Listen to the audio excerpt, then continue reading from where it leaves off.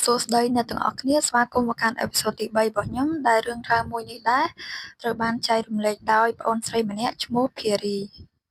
ដោយហេតុការណ៍មួយហ្នឹងកើតឡើងទៅលើគ្រួសារមួយដែលគាត់សង់ផ្ទះនៅជាប់ចិញ្ចើមថ្នល់អ្នកទាំងអស់គ្នាអញ្ចឹងយើងចូលមកស្ដាប់រឿងរ៉ាវទាំងអស់គ្នាហេតុការណ៍ហ្នឹងកើតឡើងកាលពី10ឆ្នាំមុនកាលនោះភារីគាត់រៀននៅថ្នាក់ទី7ហើយគាត់ទៅរៀនដោយជិះកង់ហើយភារីមានមិត្តភក្តិ2នាក់ទៀតដោយម្នាក់ឈ្មោះថាស្រីពេជ្រហើយម្នាក់ទៀតឈ្មោះថាចិន្តាហើយភារីនិងមិត្តភក្តិគាត់2នាក់ទៀតហ្នឹងក៏ស្គាល់គ្រួសារមួយដែលគ្រួសារគាត់ហ្នឹងសង់ផ្ទះនៅជាប់ចិញ្ចើមថ្នល់ដោយប្តីមានឈ្មោះថាពូតាហើយប្រពន្ធមានឈ្មោះថាវ៉ារីហើយប្តីប្រពន្ធ2នាក់ហ្នឹងគឺគាត់មានកូន2នាក់ហើយកូនម្នាក់មានអាយុ5ឆ្នាំហើយកូនម្នាក់ទៀតហើយមានអាយុជិត1ខួបហើយយល់មីងវ៉ារីហ្នឹងគឺគាត់សរសៃខ្ចីអ្នកទាំងអស់គ្នាគឺគាត់កូនខ្ចី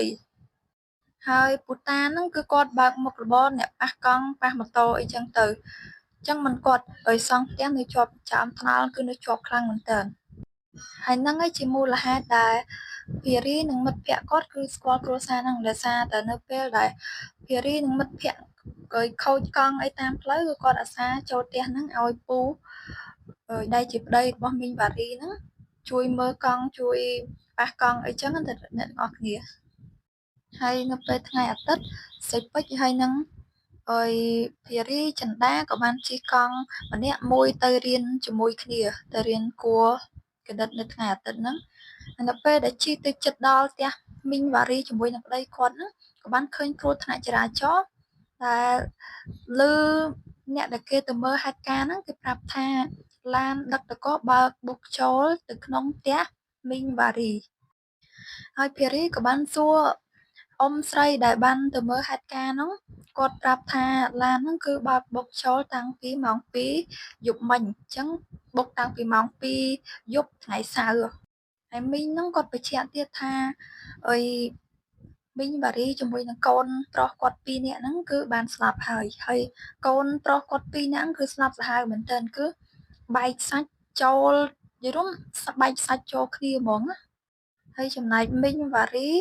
គឺឡានហ្នឹងកាន់ខ្លួនមីងវ៉ារីឡើងមកកណាត់លើគឺឡើងសប៉ែតហ្មងទៅទាំងអស់គ្នាហើយចំណែកប្តីរបស់មីងវ៉ារីពូតាហ្នឹងនៅពេលដែលអីភារីទៅដល់ហ្នឹងគឺ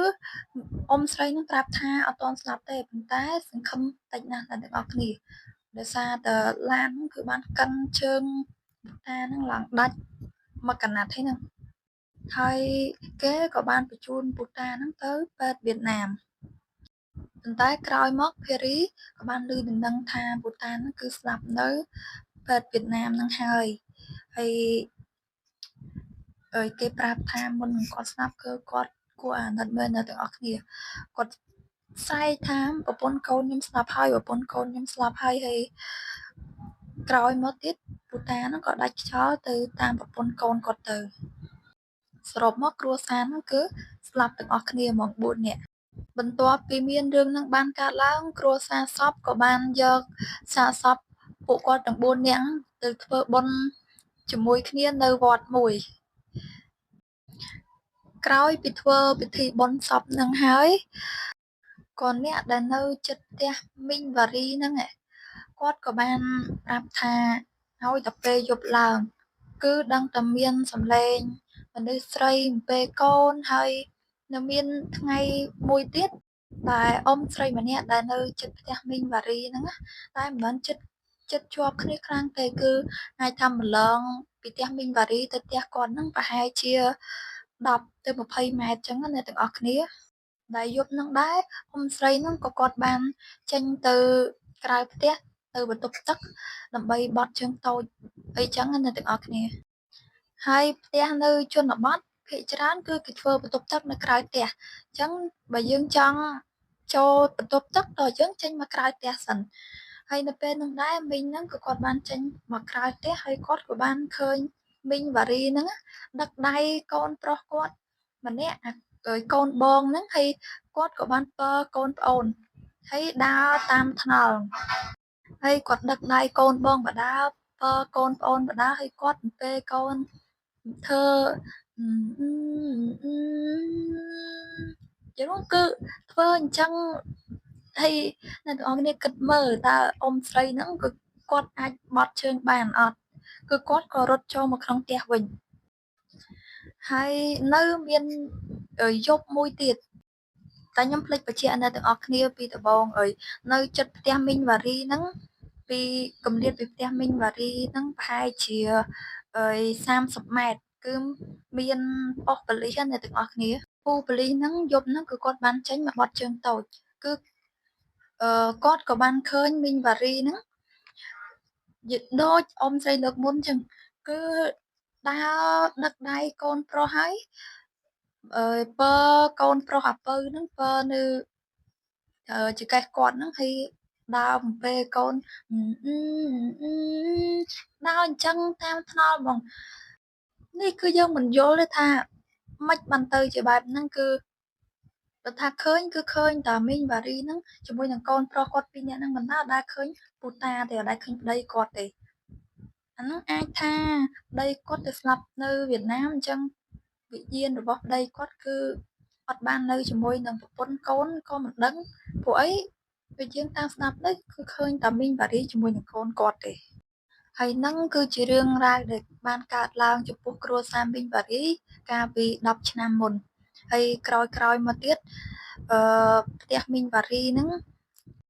ដែលត្រូវឡានបុកចូលហ្នឹងគឺខ្ទេចហើយស្លាប់មួយគ្រួសារហើយដីហ្នឹងក៏បាន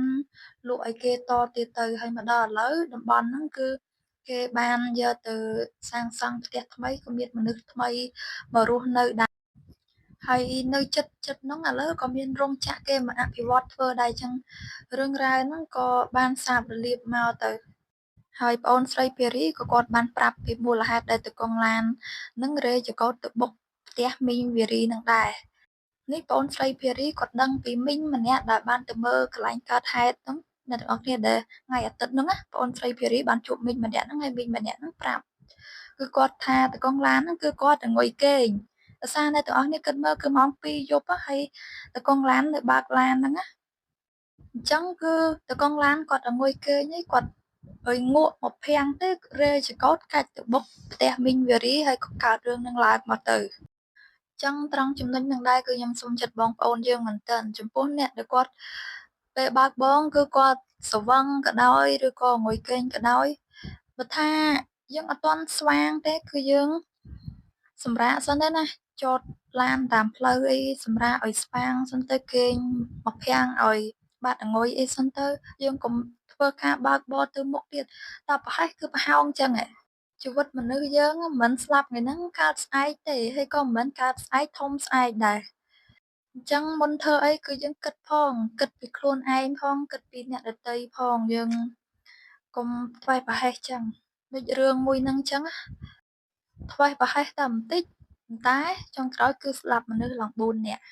អញ្ចឹងខ្ញុំសង្ឃឹមថាក្រោយពី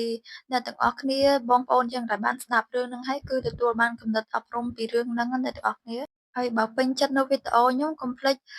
like ហើយនឹង share វីដេអូខ្ញុំធ្វើវីដេអូថ្មីៗឲ្យបងប្អូនស្ដាប់ទៀតអញ្ចឹងជម្រាបលាអរគុណច្រើនបាយបាយ